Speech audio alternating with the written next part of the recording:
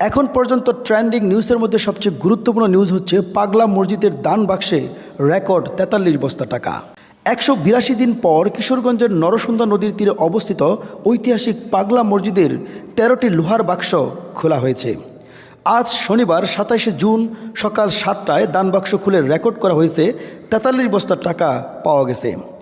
মসজিদ ব্যবস্থাপনা কমিটির সদস্য, মসজিদ কমপ্লেক্সে অবস্থিত মাদ্রাসা ও এতিমখানার শিক্ষক শিক্ষার্থী, পার্শ্ববর্তী জামিয়া এমদাদিয়া মাদ্রাসার শিক্ষার্থী, রূপালী ব্যাংক কর্মকর্তা কর্মচারী সহ ৪ শতাধিক মানুষের একটি দল এসব বস্তাভর্তি টাকা গণনার কাজে অংশ নিচ্ছেন।